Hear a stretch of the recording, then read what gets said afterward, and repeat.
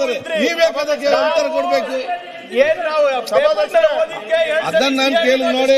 ಇನ್ನು 1.5 ದಿವಸ ಮಾತ್ರ ಇದೆ ಮಿನಿಸ್ಟರ್ ನೋಡಿ. ಇನ್ನು 1.5 ದಿವಸ ಮಾತ್ರ ಇದೆ. ನಿಮ್ಗೆ NRG ಚರ್ಚೆ ಮಾಡ್ಬೇಕಾ ಬೇಡವಾ? ಮಾಡ್ಬೇಕಿದ್ರೆ ನೀವು ಕೂತ್ಕೊಳ್ಳಿ ಮಾತಾಡಿ. ಒಂದ್ ಸೆಕೆಂಡ್ 5 ನಿಮಿಷ ಮುಗಿಸಿ. ಮನೆ ಅಧ್ಯಕ್ಷ ಸಂಪೂರ್ಣ ವಿಚಾರವನ್ನ ವಿರೋಧ ಪಕ್ಷದ ನಾಯಕರಾದ ಅಶೋಕ್ ಅಣ್ಣವರು ಎಳೆ ಹಾಕಿ ಬಿಟ್ಟಿದ್ದಾರೆ. ಅಶೋಕ್ ಅವರು ನೀವು ಮಾತಾಡಕ್ಕೆ ಅವಕಾಶ ಕೊಡಿ. ಇಲ್ಲ ನಾಳೆ ಕೊಡಿ. ಆಯ್ತು, ಅವ್ರ ಕೆಸಲ್ಲಿ ಕೊಡಿ, ಆಫೀಸಲ್ಲಿ ಕೊಡಿ. ದಾಖಲೆ ಕೊಟ್ಟಿಲ್ಲ ಅಂದ್ರೆ ಕೇಳಿ ಸಭಾಧ್ಯಕ್ಷ ಮಾತಾಡಿ. ಮುಗಿಯತ್ತಣ್ಣ ಒಂಚೂರು ಕಂಪ್ಲೀಟ್ ಮಾಡ್ತಿದ್ದಾರೆ. ಒಂದ್ ನಿಮಿಷ.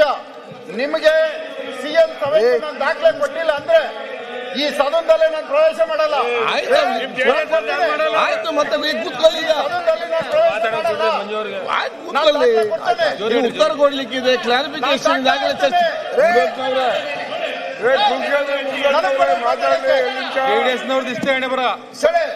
ನಾನು ಇವತ್ತು ಪ್ರತಿಪಕ್ಷ ನಾಯಕರೇ, ನಾನು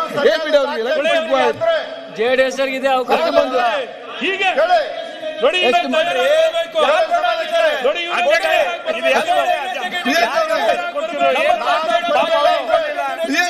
ನಿಮ್ಗೆ ಕೊಟ್ಟಿಲ್ಲ, ನಾವು ನಿಮ್ಮ ನಂಬಿಕೆ ಇರಲಿಲ್ಲ ನಮ್ಗೆ, ಅದಕ್ಕೆ ನಿಮಗೆ ಕರೆದಿ CID ಯಾಕೆ ಕೊಡಿ ಅಂತ ಕೇಳಿದ್ರು.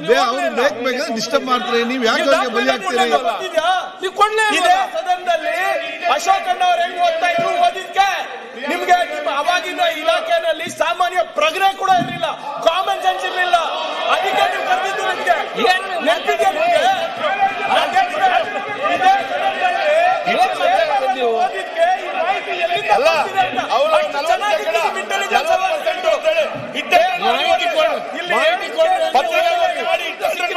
ಮಾಹಿತಿ ಕೊಡಿ ಅಂದ್ರೆ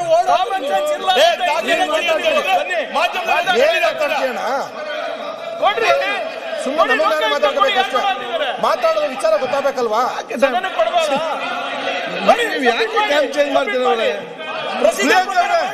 ಅವ್ರಿಗೆ ಇಂಟ್ರೆಸ್ಟ್ ಕಡಿಮೆ ಇರ್ಬೋದು, ನೀವ್ಯಾಕೆ ಈ ರೀತಿ ಮಾಡ್ತೀರಿ? ನೀವೇ ಮಾತಾಡ್ತದ ಅಧ್ಯಕ್ಷ. ಈ ಅಬ್ಕಾರಿ ಚರ್ಚೆನ ಇಷ್ಟು ಜಗಳನೇ ಆಗೋದು. ಬೇರೆ ಸಬ್ಜೆಕ್ಟ್ ತಗೊಳ್ಳಿ.